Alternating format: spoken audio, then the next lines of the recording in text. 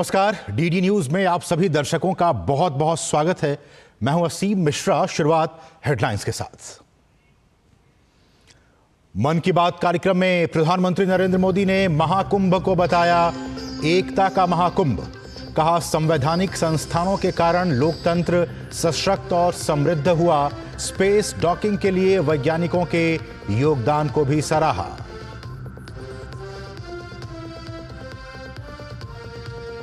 दिल्ली विधानसभा चुनाव को लेकर सियासी घमासान जारी। प्रवेश वर्मा ने केजरीवाल पर साधा निशाना। कहा, झूठे वादे करने वाले केजरीवाल ने अपनी कार से स्थानीय मतदाताओं को मारी टक्कर।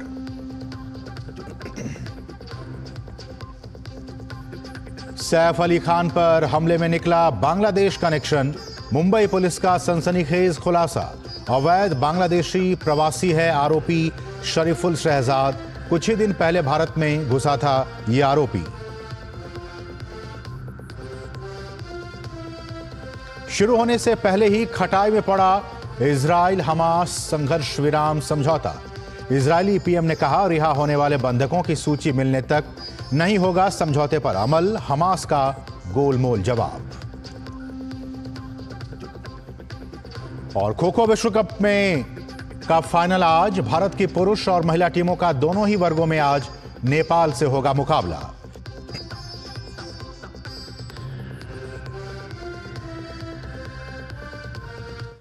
और अब सभी खबरों पर डालते हैं विस्तार से नजर। प्रधानमंत्री नरेंद्र मोदी ने मन की बात की 118वीं कड़ी में कहा कि भारत लोकतंत्र की जननी है और बीते दशकों में संवैधानिक संस्थानों के कारण लोकतंत्र और भी सशक्त और समृद्ध हुआ है। साथ ही संविधान के लागू होने के 75 साल पूरे होने के मौके पर संविधान निर्माताओं को याद करते हुए पीएम मोदी ने गणतंत्र दिवस की शुभकामनाएं दी।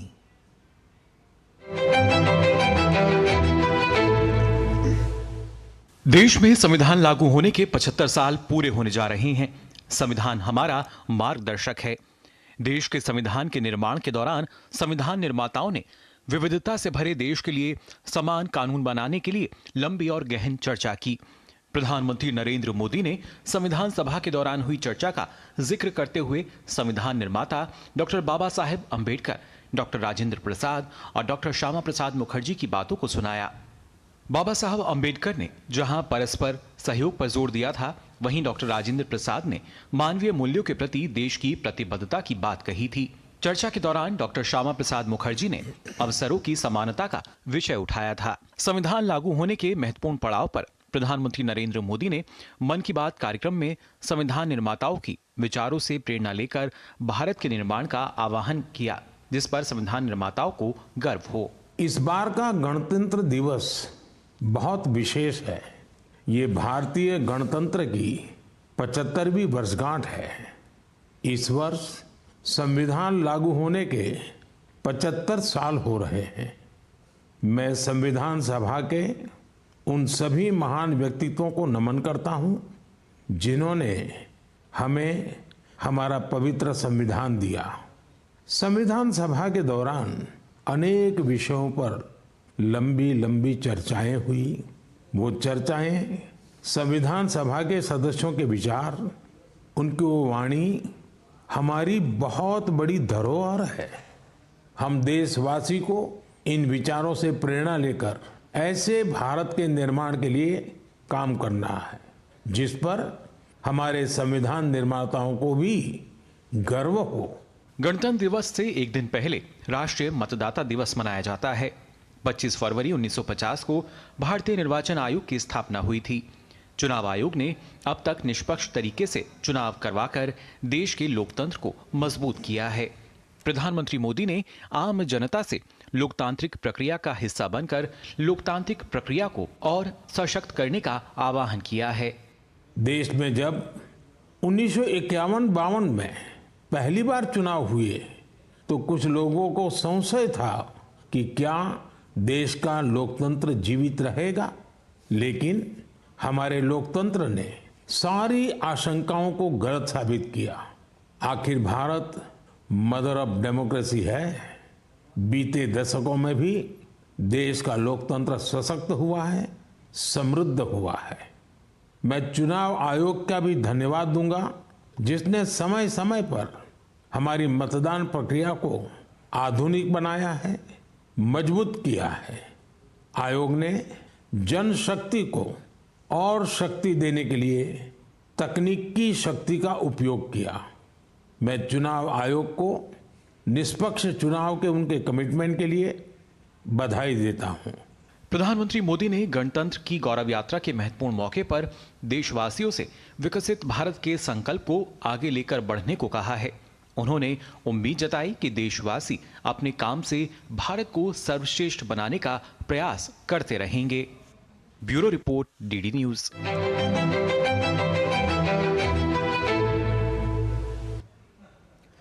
और साल 2025 की शुरुआत हो चुकी है। साल के शुरुआत में ही देश ने कई ऐतिहासिक उपलब्धियां हासिल कर ली हैं। प्रधानमंत्री मोदी ने इसरो की स्पेस डॉकिंग के अलावा अंतरिक्ष क्षेत्र में हासिल की गई उपलब्धियों का जिक्र करते हुए कहा कि भारत भविष्य की चुनौतियों के समाधान के लिए पूरी तरह से तैयार है। भारत ने साल 2025 की शुरुआत में अंतरिक्ष के क्षेत्र में ऐतिहासिक सफलता हासिल की है।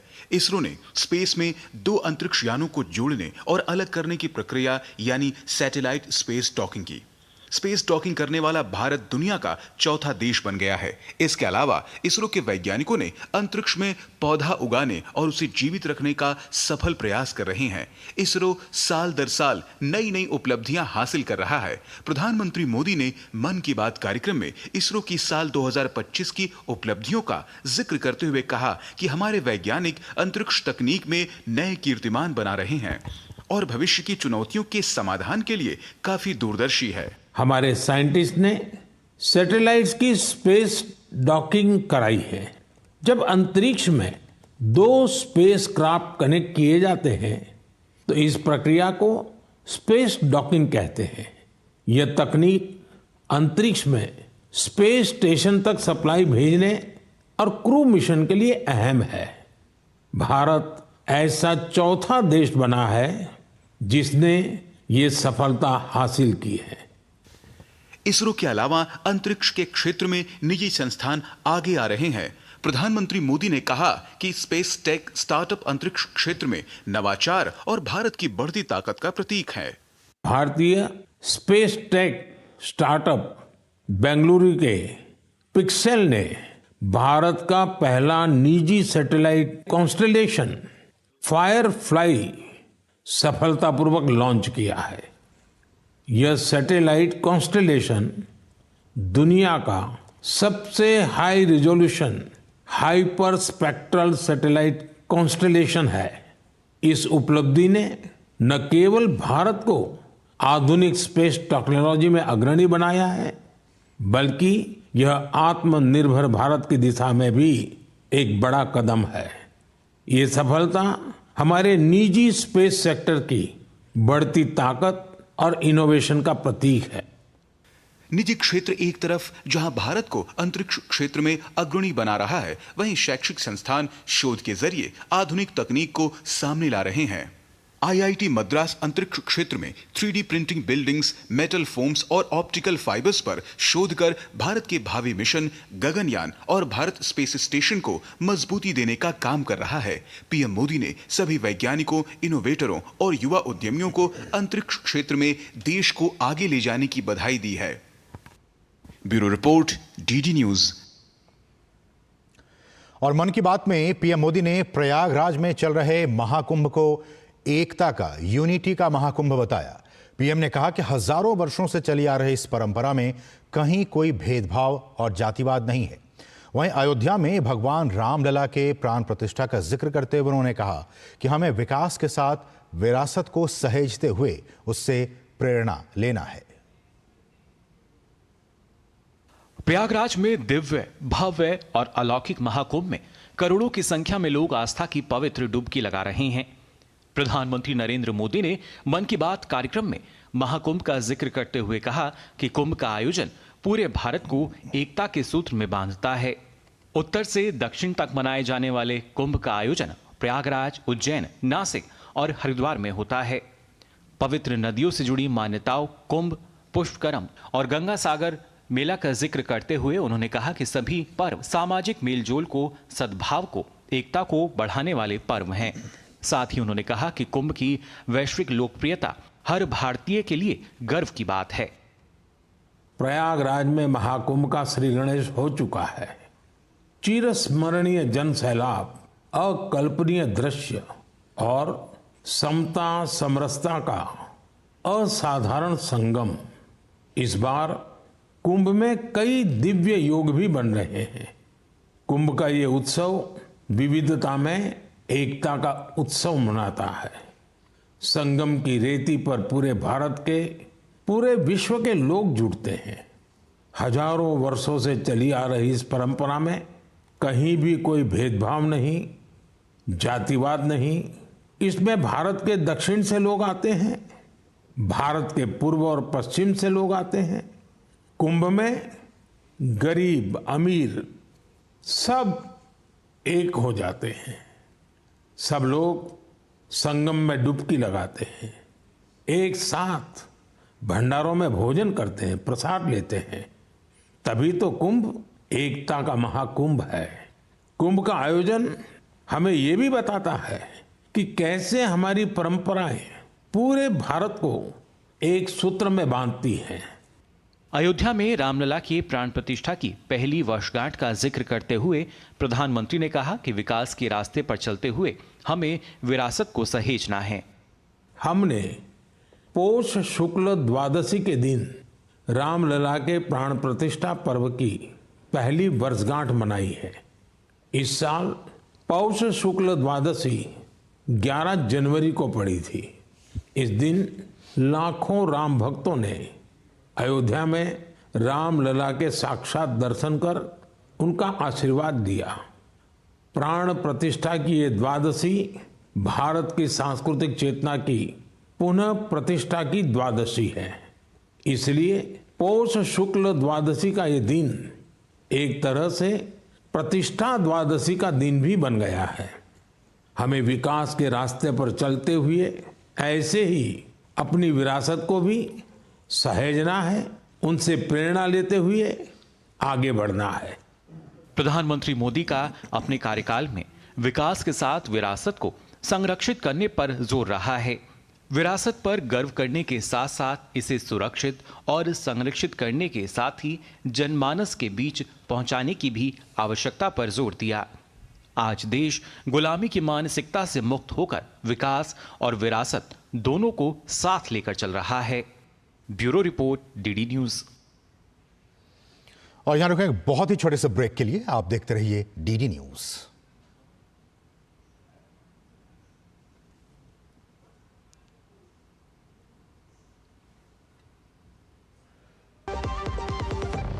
Come on boys, let's go practice. अरे रुक यार, मेरे बैंक अकाउंट में गलत एंट्री का प्रॉब्लम हो गया। अरे तो बैंक को कंप्लेन करना। बैंक को लिखे 1 महीना हो गया है, बट वो गूगली पे गूगली डाले जा रहा है। तो आरबीआई के लोकपाल को इन्फॉर्म करो। रुक, मैं समझाता हूँ। जैसे क्रिकेट में थर्ड अंपायर, वैसे ही आरबीआई का ओम्बुड्समैन। आरबीआई कहता है अगर बैंक आपकी कंप्लेंट को 1 महीने में नहीं सुलझाता तो आप आरबीआई के कंप्लेंट मैनेजमेंट सिस्टम पर ऑनलाइन कंप्लेंट कर सकते हैं। ये आरबीआई का आसान तरीका है आपकी कंप्लेंट सुलझाने का, फ्री। आरबीआई कहता है जानकार बनिए, सतर्क रहिए। और ब्रेक के बाद आपका फिर से स्वागत है। बढ़ेंगे आगे। खबर मुंबई से है, जहां अभिनेता सैफ अली खान पर हमला करने वाले आरोपी से पूछताछ के बाद मुंबई पुलिस ने एक प्रेस कॉन्फ्रेंस की है। इस दौरान पुलिस ने आरोपी और घटना को लेकर कई अहम खुलासे किए हैं। मुंबई पुलिस ने बताया कि आरोपी का मुख्य नाम मोहम्मद शरीफुल इस्लाम शहजाद है। आरोपी के पास कोई भारतीय डॉक्यूमेंट नहीं है और उसके बांग्लादेशी होने का शक है। जांच में आरोपी के बांग्लादेशी होने के सबूत भी मिले हैं। पुलिस ने आगे बताया कि आरोपी ने भारत आने के बाद अपनी पहचान बदली और अपना नाम बदलकर विजय दास रख लिया। आरोपी को उसमें अरेस्ट किया गया है। आरोपी का नाम मोहम्मद शरीफुल इस्लाम शहजाद है, एज 30 इयर्स। अभी तक की इन्वेस्टिगेशन में ये समझ में आया है कि ये आरोपी चोरी के इरादे से उस घर में उसने एंटर किया था और उस समय पर ये इंसिडेंस हुआ था। इस एक्यूज को कोर्ट में पेश किया जाएगा और पुलिस कस्टडी की रिक्वेस्ट की जाएगी। और उसके बाद आगे का इन्वेस्टिगेशन किया जाएगा। ये जो आरोपी है, यह आरोपी बांग्लादेशी ओरिजिन का है, ऐसा हमारा डाउट है। इसीलिए इस केस में एप्रोप्रिएट सेक्शंस की वाड़ की गई है और उस हिसाब से आगे का इन्वेस्टिगेशन किया जा रहा है। बढ़ेंगे आगे और बात करेंगे दिल्ली चुनाव की। दिल्ली में 5 फरवरी को विधानसभा के चुनाव के लिए मतदान होना है और जैसे जैसे चुनाव की तारीख नजदीक आती जा रही है, चुनावी सरगर्मियां भी दिल्ली में बढ़ती जा रही है। दिल्ली विधानसभा चुनाव के लिए नामांकन वापस करने की आखिरी तारीख 20 जनवरी है, लेकिन विधानसभा की सभी 70 सीटों पर चुनावी मुकाबला स्पष्ट है और प्रचार भी जोरों पर है। आम आदमी पार्टी, बीजेपी और कांग्रेस के तमाम दिग्गज नेता मैदान में जोर शोर से चुनाव प्रचार कर रहे हैं। बीजेपी को जीत दिलाने के लिए पीएम मोदी 22 जनवरी को मेरा बूथ सबसे मजबूत कार्यक्रम के जरिए चुनावी रणनीतियों पर कार्यकर्ताओं से संवाद करेंगे और अपने विचार साझा करेंगे। और दिल्ली चुनाव प्रचार के दौरान अरविंद केजरीवाल की कार पर हुए कथित हमले के मामले में राजनीति तेज हो गई है। नई दिल्ली से भाजपा उम्मीदवार प्रवेश साहिब सिंह वर्मा ने आरोपों को खारिज करते हुए केजरीवाल पर ही गंभीर आरोप लगाए हैं। प्रवेश वर्मा ने दावा किया कि केजरीवाल की कार ने 3 स्थानीय मतदाताओं को टक्कर मारी। इस मामले में केजरीवाल और उनकी पार्टी झूठ बोल रही है। उन्होंने कहा कि पश्चिमी दिल्ली से गुंडे आए हुए, फिर उन्होंने कहा मुंडका गांव से गुंडे आए हुए, फिर उन्होंने कहा हरियाणा से गुंडे आए हुए। जब उनको पता लगा तीनों के तीनों लड़के ही यहीं के स्थानीय वोटर हैं, उसी एरिया में रहते हैं जहां पे अरविंद केजरीवाल का कार्यक्रम था, तब उन्होंने अपना स्टेटमेंट बदला कि मेरे ऊपर में पथराव हुआ है। और प्रवेश वर्मा ने आम आदमी पार्टी पर सवाल उठाया कि जब जनता से बात नहीं कर सकते तो किस लिए आम आदमी से जुड़े होने का दावा वो करते हैं। उन्होंने कहा कि घटना से जुड़े वीडियो को वे चुनाव आयोग और पुलिस को देंगे ताकि इस मामले में सही स्थिति स्पष्ट हो सके। ये कहना कि लोकल जो वहां के स्थानीय युवक हैं वो सारे गुंडे हैं, ये पूरा वीडियो मैं इलेक्शन कमीशन को दिया है, यहाँ पे पुलिस को दिया है। किसी और की गाड़ी ने खुद की गाड़ी चढ़ा दी है दिल्ली के लोगों के ऊपर। इस आदमी को शर्म नहीं, इतना अहंकार हो गया है, इस आदमी के अंदर इतना घमंड हो गया है सत्ता का कि ये अपनी गाड़ी से बाहर निकलकर इसको चाहिए था लोगों से बात करना कि क्या आपकी समस्या है, क्या बात है। अगर जनता के साथ में तुम उनसे बात नहीं कर सकते तो ये काहे का आम आदमी पार्टी का मुख्यमंत्री बना है दिल्ली में। बढ़ेंगे दूसरी अहम खबरों की तरफ। 55वीं विश्व आर्थिक मंच की वार्षिक बैठक 20 से 24 जनवरी को स्विट्जरलैंड के दावोस क्लस्टर्स में होने जा रही है। इस बैठक में भारत की उल्लेखनीय प्रगति पर फोकस रहने की संभावना है। इस बार की थीम है बुद्धिमान युग के लिए सहयोग। WEF 2025 के मूल पर जोर देते हुए भारत 5 प्रमुख विषयों का समाधान खोजने में अग्रणी भूमिका निभा रहा है, जिसमें विकास की पुनर्कल्पना, निवेश, विश्वास का पुनर्निर्माण, बुद्धिमान युग में उद्योग और सुरक्षा शामिल है। इस सम्मेलन में एक उच्च स्तरीय प्रतिनिधिमंडल भारत का नेतृत्व करेगा, जिसमें केंद्र सरकार और राज्यों के प्रमुख मंत्री शामिल होंगे। इस प्रतिनिधिमंडल का नेतृत्व केंद्रीय मंत्री अश्विनी वैष्णव करेंगे। इसके अलावा CR पाटिल, के राममोहन नायडू, चिराग पासवान और जयंत चौधरी भी शामिल होंगे। वहीं प्रतिनिधिमंडल में 6 भारतीय राज्यों आंध्र प्रदेश, महाराष्ट्र, तेलंगाना, तमिलनाडु, उत्तर प्रदेश और केरल के उच्च स्तरीय प्रतिनिधि भी शामिल होंगे। महाराष्ट्र के मुख्यमंत्री देवेंद्र फडणवीस ने बताया कि देश के विकास का एक एकीकृत और सम्मोहक दृष्टिकोण प्रस्तुत करने के लिए वे भी स्विट्जरलैंड जाएंगे। वहीं इस बैठक में 65 से अधिक भारतीय व्यापार प्रतिनिधि भाग लेंगे, जिसमें कई भारतीय कंपनियां अपनी पेशकशों को प्रदर्शित करने के लिए लाउंज स्थापित करेंगी। इसे लेकर केंद्रीय मंत्री अश्विनी वैष्णव ने कहा कि दुनिया भारत के आर्थिक प्रगति के बारे में जानने के लिए उत्सुक है, जिस पर इस सम्मेलन में विस्तार से चर्चा होगी।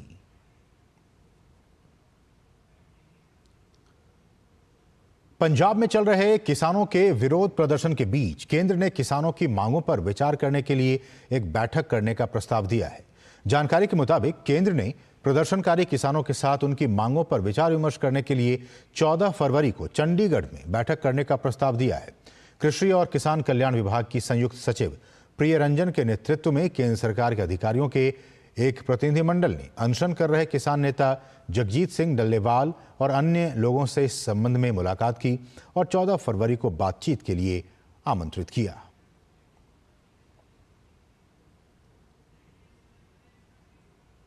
भारत सरकार की तरफ से डेलीगेशन लेके आया हूं। प्रधान जी की तबीयत के विषय में काफी चिंतित है सरकार। उनका कुशल क्षेम लिया है हम लोगों ने।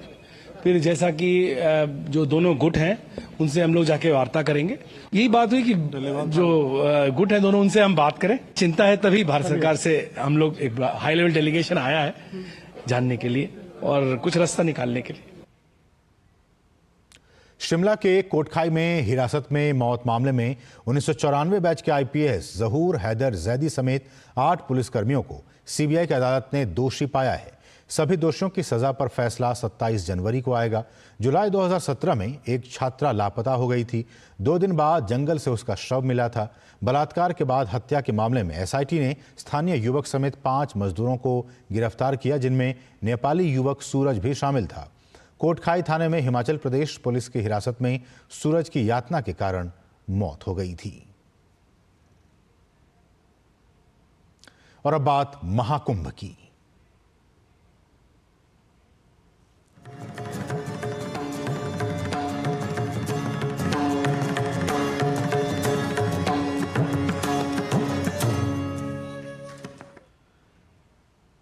प्रयागराज में आयोजित महाकुंभ मेला केवल आध्यात्मिकता और आस्था का संगम ही नहीं है, बल्कि यहां श्रद्धालुओं के लिए दुनिया का सबसे बड़ा open free of cost restaurant भी संचालित हो रहा है।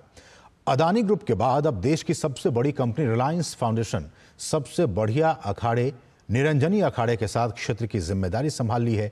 लक्ष्य है 1 करोड़ लोगों को मुफ्त भोजन की सेवा देना। अजय मिश्रा की ये ग्राउंड रिपोर्ट देखते हैं। भारतवर्ष विश्व का हृदय है और उत्तर प्रदेश उसका प्राण। वह प्राण जहां अवतार होता है पर ब्रह्म परमात्मा का, श्री राम के रूप में, श्री कृष्ण के रूप में, काशी में भगवान शिव के रूप में, यहीं पर परब्रह्म परमात्मा सभी का भरण पोषण करते हैं। प्रयागराज की धरती पर इस वक्त अतिथि देवो भव की परंपरा को निभाया जा रहा है। 4000 हेक्टेयर मेला क्षेत्र में और शहर के कई हिस्सों में तीर्थ यात्रियों की सुविधा के लिए 24 घंटे निःशुल्क भंडारे चल रहे हैं, जहां लाखों लोगों को भोजन कराया जा रहा है। अतिथि देवो भव की परंपरा में इस तरह के आप कहीं भी आएंगे, किसी भी आश्रम में जाकर के आप अगर शरण मांगेंगे आपको कोई रोकेगा नहीं। आप भोजन मांगेंगे आपको निःशुल्क भोजन किया जाएगा, बहुत प्रेम से किया जाएगा, क्योंकि अब यह उत्तरायण की शुरुआत हो चुकी है। मकर संक्रांति में दान और संपूर्ण कुंभ मेले में दान का अत्यंत महत्व होता है और इसलिए लोग खुल करके दान करते हैं। और ये भोजन सिर्फ भोजन नहीं, भगवान को निवेदन करने के बाद में ये हो जाता है प्रसाद। कुछ लोग इसे महाप्रसाद भी कहते हैं। भारतीय संस्कृति की अतिथि सत्कार और सेवा भावना का जीवंत उदाहरण है Mahakumbh. National institute of disaster management के एक बहुत ही खास कार्यक्रम को इस वक्त गृह मंत्री अमित शाह संबोधित कर रहे हैं। आइए सीधे रुख करते हैं। बात करेगी तो मेरे सभी आंध्र प्रदेश के भाइयों बहनों को मेरी बात समझ में आ पाएगी। అంటే సహచార పార్లమెంట్ సభ్యురాలైనటువంటి పురంధేశ్వరి ఏదైతే వారు చెప్పదలుచుకున్నారో దాన్ని అనువదిస్తారు కాబట్టి తప్పకుండా నా మనోభావాలన్నీ కూడా మీకు చేరువవుతాయని చెప్పి నేను భావిస్తున్నాను। आज के इस कार्यक्रम में मेरे साथ मंच ऊपर उपस्थित श्रीमान एन चंद्राबाबू नायडू जी, आंध्र प्रदेश के लोकप्रिय मुख्यमंत्री श्री के राम मोहन नायडू जी, केंद्रीय सिविल एविएशन मंत्री जी, मेरे साथी Shri Bandi Sanjay Kumar ji, MOS home ministry, Shri Bhupathi Raju Srinivasa Varma, central इस्पात मंत्री, श्री के पवन कल्याण, उप मुख्यमंत्री आंध्र प्रदेश, श्री नारा लोकेश जी, मंत्री आंध्र प्रदेश की गृह मंत्री बहन अनीता जी, भारतीय जनता पार्टी की प्रदेश अध्यक्षा श्रीमती डी पुरंदेश्वरी जी,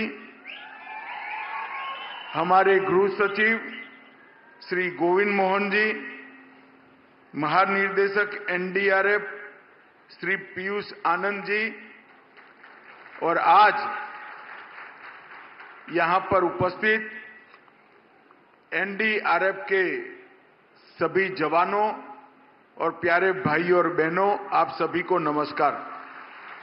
వేదిక మీద ఉన్నటువంటి రాష్ట్ర ముఖ్యమంత్రి వర్యులైనటువంటి నారా చంద్రబాబు నాయుడు గారికి, ఉప ముఖ్యమంత్రి వర్యులు పవన్ కళ్యాణ్ గారికి, వేదిక మీద ఉన్నటువంటి ప్రతి ఒక్క విశిష్ట అతిథికి పేరు పేరున వారి పేరు ఉటంకించారు. వారందరికీ, వారితో పాటుగా ఇక్కడ ఉన్నటువంటి ఎన్డీఆర్ఎఫ్ సోదర సోదరీమణులకి అందరికీ కూడా వారి నమస్కారాలు తెలియజేస్తున్నారు. मित्रों, आज यहां पर 3 कार्यक्रम एक साथ हैं। आज के ही दिन एनडीआरएफ की स्थापना हुई थी। आज एनडीआरएफ का 20वां स्थापना दिन है। ఈ రోజు ఇక్కడ మనం 3 కార్యక్రమాలు నిర్వహించుకుంటున్నాము. ఇవాళే ఎన్డీఆర్ఎఫ్ కి సంబంధించినటువంటి 20వ వార్షికోత్సవాన్ని ఇక్కడ ముందుగా మనం అందరం కూడా నిర్వహించుకుంటున్నాము. दूसरा, national institute of disaster management NIDM का दक्षिण भारत के सभी राज्य और केंद्र शासित प्रदेशों के परिसर का आज यहां पर उद्घाटन किया गया। అదేవిధంగా national institute of disaster management NIDM కి సంబంధించినటువంటి, అంటే దక్షిణ భారతదేశంలో ఉన్నటువంటి రాష్ట్రాలు, వాటితో పాటుగా యూనియన్ టెరిటరీస్ ఉన్నటువంటి వాటికి సంబంధించినటువంటి ఎన్ఐడిఎం ని ఇవాళ ఇక్కడ మనం ప్రారంభం చేసుకుంటున్నాం. और इसके साथ ही एनडीआरएफ की 10वीं वाहिनी का भी उसके संपूर्ण कामकाज के अनुरूप बिल्डिंगों का भी उद्घाटन करने का काम हुआ है। అదేవిధంగా మూడవది, ఎన్డీఆర్ఎఫ్ కి సంబంధించినటువంటి 10వ బెటాలియన్ కి సంబంధించినటువంటి ఏదైతే ఇక్కడ సముదాయం ఉందో దాన్ని కూడా ఇవాళ మనం ఇక్కడ ప్రారంభించుకోవడం జరుగుతుంది. सबसे पहले मैं चुनाव के बाद पहली बार सार्वजनिक कार्यक्रम में आया हूं, तब आंध्र प्रदेश की जनता को श्री नरेंद्र मोदी और एन चंद्रबाबू नायडू के नेतृत्व में विधानसभा और लोकसभा दोनों में प्रचंड बहुमत से जिताने के लिए आप सभी का धन्यवाद करता हूं। ముందుగా ఎన్నికలు అయిన వెనువెంటనే మొట్టమొదటిసారిగా నేను ఈ రాష్ట్రానికి వస్తున్నటువంటి సందర్భంలో ప్రధాని నరేంద్ర మోడీ గారు, అదేవిధంగా రాష్ట్ర ముఖ్యమంత్రి వర్యులు చంద్రబాబు నాయుడు గారి నేతృత్వంలో మనం ఎన్నికలకు వెళ్ళినప్పుడు మీరందరూ అనూహ్యమైనటువంటి విజయాన్ని అందించినందుకు మీ అందరికీ కూడా పేరు పేరున నా ధన్యవాదాలు తెలియజేస్తున్నాను. मित्रों, ईश्वर ने भेजी हुई आपदा होती है। डिजास्टर ईश्वर जब भेजता है तो एनडीआरएफ काम में आता है, और मैन मेड डिजास्टर जब होता है तब एनडीए काम में आता है। ఎప్పుడైనా సరే ప్రకృతికి సంబంధించినటువంటి ప్రమాదం వాటిల్లినప్పుడు ఎన్డీఆర్ఎఫ్ ముందొచ్చి వారి సేవలను అందిస్తారు. కానీ మనుషుల మాధ్యమంగా వచ్చినటువంటి ప్రమాదాలు ఏవైతే ఉంటాయో వాటిని ఆదుకోవడానికి ఎన్డీఏ ముందుకు వస్తుందని చెప్పి మీకు తెలియజేస్తున్నాను. 2014 से 19 5 साल अपार संभावनाओं वाले राज्य आंध्र प्रदेश की जिस प्रकार से दुर्गति हुई वो मैन मेड डिजास्टर था। 2019వ సంవత్సరం నుండి 5 సంవత్సరాల పాటు ఏదైతే అమితమైనటువంటి సామర్థ్యం ఉన్నటువంటి ఆంధ్ర రాష్ట్రాన్ని ఏ విధంగా ధ్వంసం చేశారో మనందరికీ తెలియనటువంటి విషయం కాదు. అది మనుషుల చేత వచ్చినటువంటి ప్రమాదంగా మనం అందరం కూడా గమనించాలి. और मैं आज आंध्र प्रदेश की जनता को विश्वास दिलाना चाहता हूं कि आपके 5 साल जो व्यर्थ गए हैं इसकी चिंता मत करना। 3 गुना स्पीड से चंद्रबाबू जी और मोदी जी की जोड़ी आंध्र प्रदेश का विकास करेगी। ఈ రోజు మనం గడిచిన 5 సంవత్సరాల కాలం ఏదైతే మనం కోల్పోయామో, అన్ని అవసరాలు ఉన్నా కూడా మనం కోల్పోయామో, దాని గురించి మీరెవరూ చింతించవలసినటువంటి అవసరం లేదు. ఇవాళ నరేంద్ర మోడీ గారు మరియు చంద్రబాబు నాయుడు గారి నాయకత్వంలో నేతృత్వంలో మూడింతల ప్రగతి మనం ఖచ్చితంగా ఆంధ్ర రాష్ట్రంలో సాధించగలం. एक और चंद्रबाबू जी एडमिनिस्ट्रेटिवली, फाइनेंशियली और डेवलपमेंट के रोड मैप की दृष्टि से आंध्र को दिन दूनी रात चौगुनी स्पीड से सेट करते जा रहे हैं और दूसरी ओर 6 माह में नरेंद्र मोदी जी ने 3 लाख करोड़ से ज्यादा का इन्वेस्टमेंट और मदद आंध्र प्रदेश के लिए भेजी है. అటు పరిపాలన దక్షత అదే విధంగా ఆర్థిక పరంగా కూడా ఆంధ్ర రాష్ట్రాన్ని ముందుకు తీసుకువెళ్లేటువంటి సామర్థ్యం ఉన్నటువంటి ముఖ్యమంత్రి చంద్రబాబు నాయుడు గారు ఇక్కడ ఉన్నారు. వారు రేయింబవళ్లు కూడా ఏ విధంగా ఆంధ్ర రాష్ట్రాన్ని గాడిలో పెట్టాలి అనేటువంటి అంశం మీద వారు దృష్టి కేంద్రీకరించడం జరిగింది. రెండో వైపును చూసినట్లయితే దేశ ప్రధాని అయినటువంటి నరేంద్ర మోడీ గారు ఈ 6 నెలల కాలంలోనే అధికారంలోకి వచ్చి 6 నెలలే అయింది. కానీ దగ్గర 3 లక్షల కోట్ల మేరకు ఆంధ్ర రాష్ట్రానికి సంపూర్ణమైనటువంటి సహకారాన్ని అందించారనేటువంటి విషయం గమనించాలి. अभी 2 दिन पहले ही कैबिनेट में विशाखापट्टनम के स्टील प्लांट के लिए 11,000 करोड़ रुपए की इन्वेस्टमेंट की घोषणा, मदद की घोषणा नरेंद्र मोदी जी ने की है. ఇంతకు ముందు 3 రోజుల క్రితమే కేబినెట్ లో తీసుకున్నటువంటి నిర్ణయం మాధ్యమంగా మన రాష్ట్రంలో ఉన్నటువంటి విశాఖ స్టీల్ ప్లాంట్ కి, వైజాగ్ స్టీల్ ప్లాంట్ కి 11,440 కోట్ల రూపాయల మేరకు సహాయాన్ని అంటే సపోర్ట్ ని ప్రకటించినటువంటి విషయం మనందరికీ తెలుసు. इसमें 11,000 करोड़ रुपए से ज्यादा महत्वपूर्ण ये है कि आंध्र का गौरव ऐसा विशाखापट्टनम स्टील प्लांट अब लंबे समय तक चलने वाला है, वो सुनिश्चित हो गया है. ఇక్కడ 11,000 కోట్ల రూపాయలు అనేది ప్రధానం కాదు. ఇక్కడ ఏదైతే ఆంధ్ర యొక్క ఆత్మ గౌరవంతో ఈ ప్లాంట్ వైజాగ్ స్టీల్ ప్లాంట్ ముడిపడి ఉన్నదో దాన్ని ముందుకు తీసుకుని వెళ్తూ మరింత అభివృద్ధి పదంలో నడిపించడం అనేది ఇది సునిశ్చితమైందని చెప్పి మీ అందరికీ కూడా తెలియజేస్తున్నాను. अमरावती राजधानी की जो कल्पना चंद्रबाबू जी ने की थी और मोदी जी ने जिसका भूमि पूजन किया था, वो पूरे अमरावती प्रोजेक्ट को एक प्रकार से दरकिनार किया था. मोदी जी ने ये 6 महीने में 27,000 करोड़ रुपया अमरावती प्रोजेक्ट के लिए हुडको और वर्ल्ड बैंक के माध्यम से देकर चंद्रबाबू नायडू जी की कल्पना की राजधानी बनाने का काम स्पीड से आगे बढ़ाने का काम किया है. ఏదైతే అమరావతిని రాజధానిగా అప్పట్లో ముఖ్యమంత్రిగా ఉన్నటువంటి చంద్రబాబు నాయుడు గారు నిర్ణయం చేశారో అది గడిచిన 5 సంవత్సరాల కాలంలో దాన్ని బుట్టదాఖలు చేయడం జరిగింది. అయితే ఇవాళ 27,000 కోట్ల రూపాయలు అటు హడ్కో మాధ్యమంగా అదేవిధంగా వరల్డ్ బ్యాంక్ మాధ్యమంగా కూడా నరేంద్ర మోడీ గారు ఇవాళ చంద్రబాబు నాయుడు గారికి అదేవిధంగా రాష్ట్రానికి అందించి అమరావతి నిర్మాణానికి గతిని అందించినటువంటి విషయం మనం గమనించాలి. रेलवे जोन का भी फाउंडेशन स्टोन रख दिया गया है. రైల్వే జోన్ కూడా ఏదైతే ఇంతకు ముందు చాలా నెమ్మదిగా అడుగులు వేస్తూ వెళ్ళిందో దాన్ని కూడా ఇవాళ ఆంధ్ర రాష్ట్రానికి అందివ్వడం జరిగింది. और पोलावरम जो कि लाइफ लाइन है आंध्र प्रदेश की, मैंने आज सुबह ही चर्चा की है चंद्रबाबू जी से. उनका विश्वास है 2028 तक पोलावरम का पानी पूरे आंध्र प्रदेश में पहुंचना शुरू हो जाएगा. అదేవిధంగా పోలవరం ఏదైతే ఆంధ్ర రాష్ట్రానికి జీవధార అని చెప్పి మనమందరం కూడా భావిస్తామో దాని గురించి కూడా ఇవాళ ప్రొద్దున్నే చంద్రబాబు నాయుడు గారితో చర్చించడం జరిగింది. ఇవాళ వారు ఇచ్చినటువంటి అదేవిధంగా ఇవాళ సభా మాధ్యమంగా ఇచ్చేటువంటి వాగ్దానం ఏమిటంటే 2028వ నాటికల్లా సంపూర్ణంగా యావత్ ఆంధ్ర రాష్ట్రానికి పోలవరం మాధ్యమంగా నీరు అందుతుందని చెప్పి తెలియజేస్తున్నాం. एम्स हॉस्पिटल भी शुरू हो चुकी है. 1600 करोड़ के खर्चे, उसका काम भी शुरू हो गया है 1600 करोड़ के खर्चे से। और विशाखापट्टनम को ग्रीन हाइड्रोजन के कैपिटल बनाने के लिए 2 लाख करोड़ के इन्वेस्टमेंट का प्लान नरेंद्र मोदी जी ने शुरू किया है।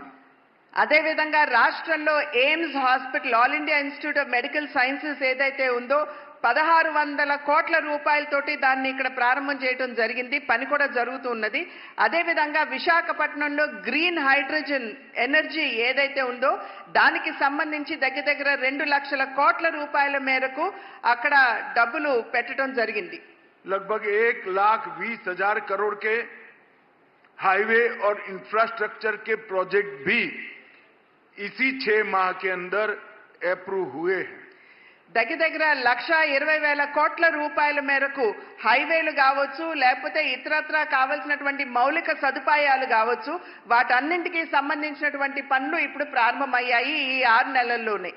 अंत में मैं इतना ही विश्वास दिलाना चाहता हूं कि केंद्र की नरेंद्र मोदी सरकार और स्वयं हमारे प्रधानमंत्री जी आंध्र के विकास के लिए चंद्रबाबू नायडू के साथ चट्टान की तरह खड़े हैं।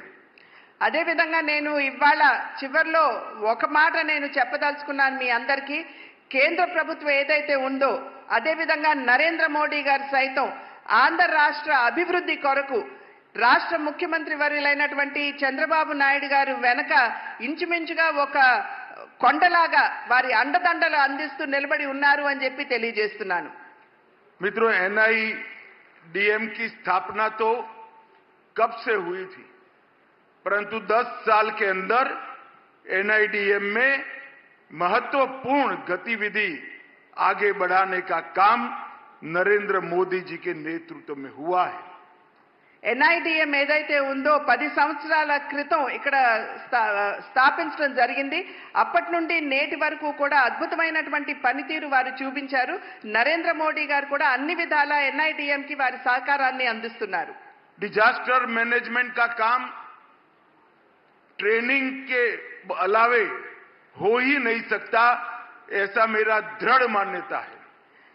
NIDM యొక్క పని ఏదైతే ఉందో, వారి పని పరిమితి ఏదైతే ఉందో అది డిజాస్టర్ మేనేజ్మెంట్ కి సంబంధించినటువంటి అన్ని విధాల శిక్షణ ఇవ్వటం దాని వరకే పరిమితం అవుతుందని చెప్పి భావించడం లేదు. और शायद ही कोई एक काम के अंदर इतने अलग अलग प्रकार के डिपार्टमेंटों की एक साथ ट्रेनिंग और कोऑर्डिनेशन की जरूरत पड़ती होगी।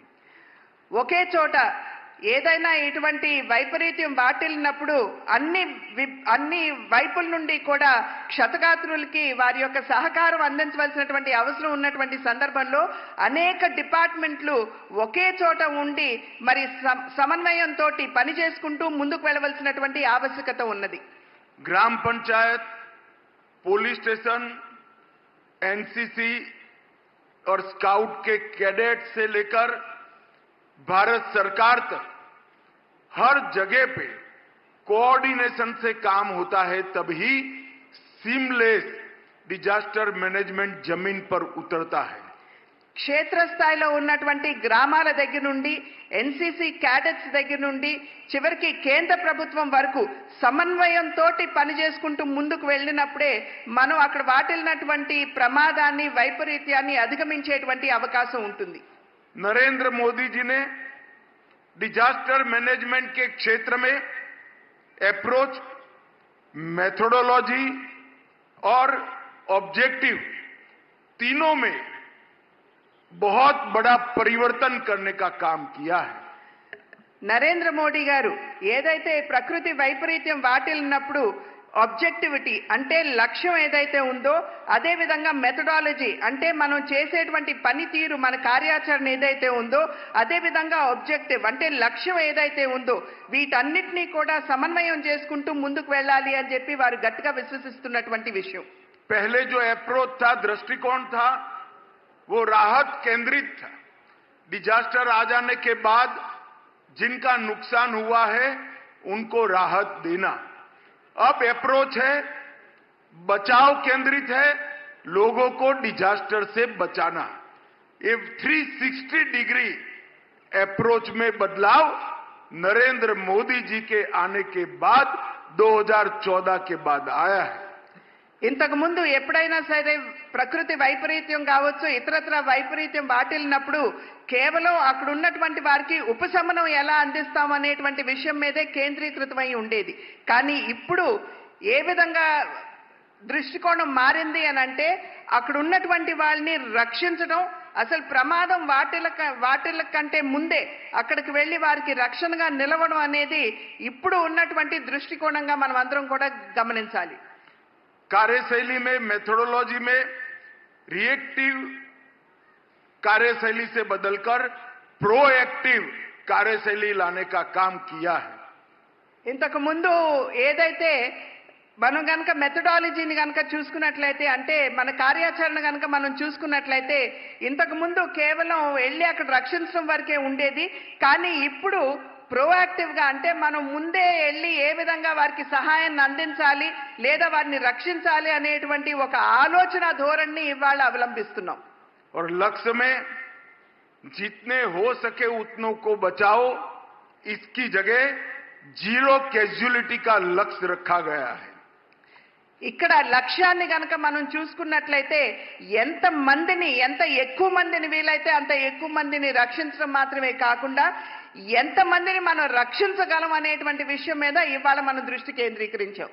और ये लक्ष्य को सिद्ध करने में एनडीआरएफ, एनडीएमए और एनडीआईएम तीनों ने बहुत सामंजस्य से काम किया है. ఈ యొక్క లక్ష్యాన్ని మనం ఏదైతే నిర్దేశించుకున్నామో దాన్ని చేరడానికి ఎన్డీఆర్ఎఫ్ కావచ్చు, ఎన్డీఐఎం కావచ్చు, ఇంకొక ఏదైతే ఇన్స్టిట్యూషన్ ఉందో అవి కావచ్చు, ఈ మూడు కూడా ఏ విధంగా పనిచేస్తున్నాయో వారి పనితీరు మనందరికీ అర్థమవుతుంది. और आज मैं इस मंच से एनडीआरएफ के स्थापना दिन पर देश भर में फैले हुए एनडीआरएफ के बल के कर्मियों को बहुत बहुत बधाई और साधुवाद देना चाहता हूं. ఇవాళ నేను వేదిక మీద నుండి ఎన్డీఆర్ఎఫ్ మరియు దేశ వ్యాప్తంగా ఉన్నటువంటి ఎన్డీఆర్ఎఫ్ సైనికులు ఎవరైతే ఉన్నారో వారందరికీ కూడా హృదయపూర్వకంగా అభినందనలు, ధన్యవాదాలు కూడా నేను తెలియజేస్తున్నాను. इतने कम समय में एज अ इंस्टीट्यूशन एनडीआरएफ ने अपनी क्रेडिबिलिटी न केवल देश, पूरी दुनिया में बनाने का काम किया है. అతి తక్కువ సమయంలో ఎన్డీఆర్ఎఫ్ అనేటువంటి సంస్థ ఏదైతే ఉందో వారి మీద ఉన్నటువంటి విశ్వాసం, నమ్మకాన్ని సదృఢం చేసుకుంటూ దేశవ్యాప్తంగా కూడా వారికి ఉన్నటువంటి పేరు ప్రఖ్యాతులు ఏవైతే ఉన్నాయో అవి అందరి వద్దకి చేరడం జరిగింది. देश भर में 6 साल से गृह मंत्री के नाते कई डिजास्टर के वक्त मैं फील्ड में गया हूं. एक सुर से सभी नागरिक कहते हैं कि एनडीआरएफ के ड्रेस में जब जवान आ जाता है तो हमें शांति हो जाती है कि अब हम बच जाएंगे. 6 సంవత్సరాలుగా కేంద్ర హోంమంత్రిగా ఉన్నటువంటి సందర్భంలో నేను దేశవ్యాప్తంగా కూడా పర్యటించడం జరిగింది. కానీ ఎక్కడికి వెళ్ళినా కూడా ప్రతి ఒక్క పౌరుడు మాకు చెప్పేటువంటి విషయం ఏమిటంటే ఎన్డీఆర్ఎఫ్ కి సంబంధించినటువంటి వారిని చూడంగానే మేము చాలా హాయిగా, చాలా గట్టి విశ్వాసంతో మేము ఊపిరి పీల్చుకోగలుగుతున్నాం అని చెప్పి వారు తెలియజేయడం జరిగింది. एक जमाने में ओडिशा में जब साइक्लोन आया तब 10,000 लोग मारे गए थे. अभी अभी विगत 2 साल के अंदर 2 साइक्लोन ऐसे आए जिसमें जीरो कैजुअलिटी का लक्ष्य हमने निश्चित कर लिया है, प्राप्त किया है. ఇంతకు ముందు ఒకానొక సందర్భంలో ఒరిస్సాలో వచ్చినటువంటి పెను తుఫాన్లో దగ్గర 10,000 మంది ప్రాణాలు కోల్పోవడం జరిగింది. కానీ ఈ మధ్య కాలంలో 2 సంవత్సరాల్లో 2 పెద్ద తుఫాన్లు మనం ఎదుర్కొన్నప్పటికీ కూడా ఏ ఒక్క ప్రాణాన్ని కూడా మనం కోల్పోలేదు అనేటువంటి విషయాన్ని మనం ఇక్కడ గుర్తించాలి. नेपाल, इंडोनेशिया, टर्की और बांग्लादेश और म्यांमार, वियतनाम, कई देशों के अंदर जब एनडीआरएफ की टीमें गई तब वहां की जनता को मदद करने में इनकी भूमिका की वहां के राष्ट्रीय अध्यक्षों ने बुरी बुरी प्रशंसा की है। నేపాల్లో కావచ్చు, ఇండోనేషియాలో కావచ్చు, టర్కీలో కావచ్చు, వియత్నాంలో కావచ్చు, మయన్మార్లో కావచ్చు, ఇలా అనేక దేశాల్లో ఎక్కడైనా సరే పెను విపత్తు వాటిల్లినప్పుడు అక్కడున్నటువంటి దేశాధ్యక్షులు ఎవరైతే ఉన్నారో వారందరూ కూడా ఎన్డీఆర్ఎఫ్ ని ప్రశంసించడం జరిగింది, వారి పనితీరుని। और मैं आज विश्वास से कह रहा हूं, एनडीएमए ने बनाई हुई नीतियों को जमीन पर एनडीआरएफ ने उतारा है और इसके कारण डिजास्टर मैनेजमेंट के मामले में आज भारत ग्लोबल लीडर बनकर बाहर आया है। ఎన్డీఎంఏ ఏదైతే విధి విధానాల్ని ఖరారు చేసిందో వాటన్నింటినీ కూడా ఎన్డీఆర్ఎఫ్ క్షేత్రస్థాయిలో వారు ఆచరణలో పెడుతున్నటువంటి సందర్భంలో వారి యొక్క పేరు ప్రఖ్యాతులు గడించడం మాత్రమే కాకుండా ప్రజల్లో విశ్వాసం కూడా పెరిగింది అని చెప్పి మనం చెప్పొచ్చు।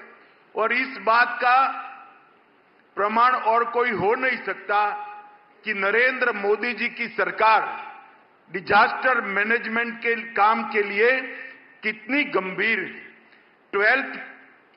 12वें वित्त आयोग में 12,500 करोड़ रुपया डिजास्टर मैनेजमेंट के लिए इंगित किया था। 14th फाइनेंस कमीशन ने 61,000 करोड़ रुपया 61,000 करोड़ रुपीस को इंगित करने का काम किया है।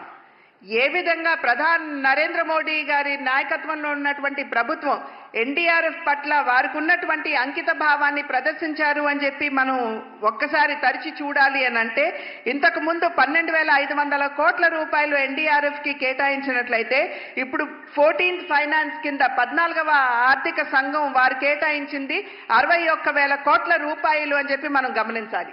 और डिजास्टर रिजिलिएंट इंफ्रास्ट्रक्चर के क्षेत्र में भारत ने पूरी दुनिया में लीड ली है। मोदी जी के प्रेरणा से सीडीआरआई की हमने स्थापना की और आज हमारे लिए गर्व का विषय है कि इसमें 48 देश 48 कंट्री मेंबर बनकर सीडीआरआई के नेतृत्व में काम कर रहे हैं। ఇవాళ మనం ఇక్కడ గమనించవలసినటువంటి విషయం, ఎంత మనం అంకిత భావంతో ప్రమాదాల నివారణకి మనం పనిచేస్తున్నాం అనేటువంటి విషయానికి వస్తే, నరేంద్ర మోడీ గారి నాయకత్వంలో సిడిఆర్ఐపి అనేటువంటి దేశాలు ఏవైతే ఉన్నాయో, అంటే దగ్గర 48 దేశాలు ఈ సిడిఆర్ఐపిలో ఉంటే వారందరూ కూడా ఈ యొక్క ప్రమాద నివారణకి కట్టుబడి ఉన్నామని చెప్పి వారందరూ కూడా తెలియజేయడం జరిగింది। और कई सारे एप्स, वेबसाइट और पोर्टल बनाकर डिजास्टर मैनेजमेंट के क्षेत्र में जन जागृति का काम नरेंद्र मोदी सरकार ने किया है। అనేక యాప్ల మాధ్యమంగా మరి ఈ డిజాస్టర్ మేనేజ్మెంట్ అంటే ప్రకృతి వైపరీత్యం నుండి ఏ విధంగా మనం కాపాడుకోవాలి అనేటువంటి విషయానికి వచ్చేటప్పటికి అనేక మాధ్యమాల ప్రసార మాధ్యమంగా నరేంద్ర మోడీ గారి విషయాలన్నింటినీ కూడా క్షేత్రస్థాయికి తీసుకుని వెళ్ళడానికి వారు ప్రయత్నం చేస్తున్నారు। और ये सारे ऐप, चाहे मौसम हो, चाहे मेघदूत हो, चाहे फ्लड वॉच हो, बिजली के लिए आकाश से जो बिजली गिरती है इसके लिए दामिनी हो, वन अग्नि हो, इंडिया क्वेक हो, सागर वाणी हो, भू संकेत हो या भूस्खलन हो, ये सारे ऐप के अंदर लाखों लोगों ने, करोड़ों लोगों ने अपने आप को जोड़ा है। और ये सारे ऐप को हम धीरे धीरे सभी भाषाओं में बात करता हुआ करने का प्रयास भी कर रहे हैं। అనేక రకాలైనటువంటి ప్రకృతి వైపరీత్యాలు మనకు తెలుసు, అంటే అడవికి సంబంధించినటువంటి అగ్ని రాజిల్లటం మనందరికీ తెలుసు। అదేవిధంగా మనకి వచ్చేటువంటి ఫ్లడ్స్ ఏవైతే ఉన్నాయో, వరదలు, మరి క్లౌడ్ బర్స్ట్ అని అంటాము, అంటే అనుకోకుండా గబుక్కున్న పైనుండి పెద్ద ఎత్తున వర్షం పడడం, దీనికి తోడు అనేక రకాలైనటువంటి అంటే ల్యాండ్ స్లైడ్స్ కావచ్చు లేదా భూ ప్రకంపనలు కావచ్చు, ఇటువంటి ప్రకృతి వైపరీత్యాలకి సంబంధించినటువంటి అనేక యాప్ల్ని మనం ఇక్కడ తయారు చేసుకున్నాం। వాటన్నిటినీ కూడా నెమ్మదిగా క్షేత్రస్థాయికి ఏ విధంగా తీసుకువెళ్ళాలి అనేటువంటి విషయం మీద దృష్టి కేంద్రీకరించడం జరుగుతుంది। और डायल 112 और इसके साथ कॉमन अलर्ट प्रोटोकॉल से ढेर सारी सहायता लोगों की हुई है। అదేవిధంగా డయల్ 112తో పాటుగా అనేక రకమైనటువంటి జాగ్రత్తలు ఏవైతే తీసుకోవాల్సి ఉంటాయో వాటన్నింటి పట్ల కూడా ప్రజలకి అవగాహన కల్పిస్తూ వీటన్నిటిని క్షేత్రస్థాయికి తీసుకుని వెళ్ళడం జరుగుతుంది। और मुझे आज आनंद है कि इसी कड़ी में 2 और संस्थान आज जुड़ने जा रहे हैं। चंद्रा बाबू जी का मैं धन्यवाद करना चाहूंगा कि इन्होंने भारत सरकार को बिना किसी लागत के यहां पर भूमि देकर 10वीं वाहिनी और NDIM की दक्षिण भारत की एक ब्रांच को स्थापित करने में मदद की। इसका भूमि पूजन भी आंध्र के ही हमारे नेता पूर्व उपराष्ट्रपति वेंकैया नायडू जी ने किया था। उस वक्त भी चंद्रा बाबू साथ में थे और आज जब उसका उद्घाटन हो रहा है तब भी चंद्रा बाबू साथ में है। मैं आंध्र की जनता और आंध्र प्रदेश सरकार दोनों का बहुत बहुत धन्यवाद करता हूं। ఇంకొక 2 సంస్థలు ఇవాళ మనకి చేరబోతున్నాయి। అదేమిటంటే 10వ వాహిని ఏదైతే ఉందో బెటాలియన్ ఏదైతే ఉందో దానికి సంబంధించి అదేవిధంగా ఎన్డీఐఎం సంస్థకి సంబంధించినటువంటి ఇవాళ ఇక్కడ మనం ప్రారంభోత్సవం చేసుకుంటున్నాము। ఇక్కడ మనం గమనించవలసినటువంటి ప్రధానమైనటువంటి విషయం ఆనాడు ఈ రాష్ట్రానికి సంబంధించినటువంటి ఉప ముఖ్యమంత్రిగా ఉన్నటువంటి వెంకయ్య నాయుడు గారు వారు ఆనాడు శంకుస్థాపన చేశారు। అప్పుడు చంద్రబాబు నాయుడు గారు మనందరితోటి వెంకయ్య నాయుడు గారితో కలిసి ఉన్నారు। అదే విధంగా ఇవాళ మనం ప్రారంభోత్సవం చేసుకుంటున్నటువంటి సందర్భంలో కూడా చంద్రబాబు నాయుడు గారు మనతోటే ఉన్నారు అనేటువంటి విషయం ఇక్కడ గమనించదగింది। और अंत में मोदी जी के नेतृत्व में 2024 में हमने महाराष्ट्र और हरियाणा में प्रचंड विजय प्राप्त करी है और 25 की शुरुआत दिल्ली में एनडीए की सरकार बनाकर हम करेंगे। इसका मुझे पूरा भरोसा है। फिर एक बार आप सभी का बहुत बहुत धन्यवाद। भारत माता की जय। చివర్లో నేను చెప్పవలసినటువంటి విషయం 2024వ సంవత్సరంలో महाराष्ट्र। तो अभी आप ये सीधी तस्वीर देख रहे थे विजयवाड़ा से, जहां केंद्रीय गृह मंत्री एनडीआरएफ के एक बहुत ही विशेष कार्यक्रम को संबोधित कर रहे थे। बढ़ेंगे आगे। लखनऊ में इटली से आए एक प्रतिनिधिमंडल ने उत्तर प्रदेश के मुख्यमंत्री योगी आदित्यनाथ से मुलाकात की है। प्रयागराज महाकुंभ से लौटी महिलाओं ने मुख्यमंत्री के सामने रामायण, शिव तांडव और कई भजनों का पाठ किया। वीडियो सोशल मीडिया पर काफी वायरल हो रहा है।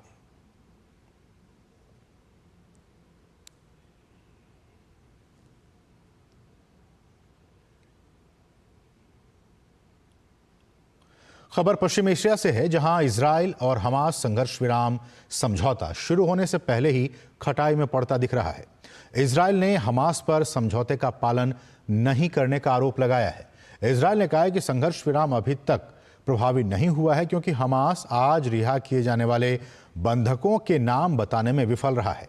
भारतीय मानक समय के मुताबिक दोपहर 12 बजे संघर्ष विराम शुरू होना था। प्रधानमंत्री बेंजामिन नेतन्याहू ने इजरायली सेना को निर्देश दिया है कि जब तक बंधकों की लिस्ट नहीं मिल जाती है समझौते पर अमल नहीं किया जाएगा। दूसरी तरफ हमास ने गोलमोल जवाब देते हुए कहा कि तकनीकी कारणों से देरी हो रही है। उधर इजरायल और हमास के बीच संघर्ष जारी है। गाजा पट्टी पर इजरायली सेना के हवाई हमले में कम से कम 8 लोग मारे गए हैं। इस बीच इजरायली सेना ने बताया कि 2014 में मारे गए इजरायली सैनिक ओरोन शॉल का शव गाजा से बरामद कर लिया गया है। खबर खेल जगत से है। साल का पहला ग्रैंड स्लैम ऑस्ट्रेलियन ओपन जारी है। इस बीच महिला एकल में गत विजेता और शीर्ष वरीयता प्राप्त आर्याना सबालेंका ने मीरा एंड्रीवा पर 6-1, 6-2 से जीत दर्ज कर के क्वार्टर फाइनल में जगह बनाकर ऑस्ट्रेलियाई ओपन टेनिस टूर्नामेंट में लगातार तीसरा खिताब जीतने की तरफ मजबूत कदम बढ़ाया है। ऑस्ट्रेलियाई ओपन के महिला एकल में लगातार 3 खिताब जीतने वाली आखिरी खिलाड़ी मार्टिना हिंगिस थी, जिन्होंने 1997 से 1999 तक ये कारनामा किया था। वहीं दूसरी तरफ अमेरिका की कोको गॉफ भी ऑस्ट्रेलियन ओपन के क्वार्टर फाइनल में जगह बनाने में कामयाब रही। कोको ने रॉड लेवर एरिना में बेलिंडा बेंसिका पर 5-7, 6-2, 6-1 से जीत दर्ज की। गॉफ ने स्विट्जरलैंड की 2021 ओलंपिक स्वर्ण पदक विजेता बेंसिक के खिलाफ अपने राउंड ऑफ 16 मैच में सीजन का अपना पहला सेट गंवा दिया। हालांकि अमेरिकी खिलाड़ी ने जोरदार वापसी करते हुए 2 घंटे और 26 मिनट में वापसी की और 2025 में जीत हार के अपने रिकॉर्ड को 9-0 तक पहुंचा दिया। तो इसके साथ इस बुलेटिन में बस इतना ही। मुझे और हमारी पूरी टीम को दीजिए अनुमति। नमस्कार।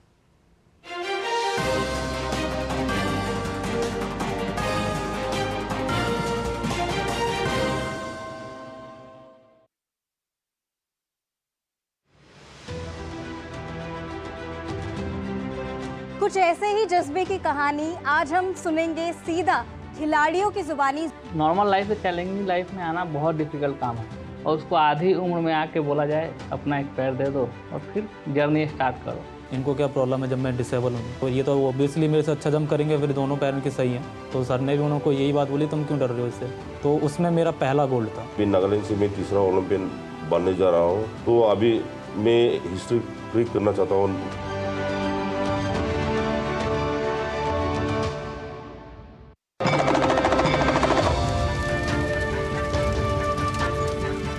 जिसका आदि है ना अंत है, वो आस्था अनंत है।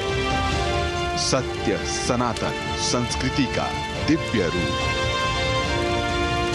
प्रयाग की पावन धरा से अलौकिक महाकुंभ की महिमा।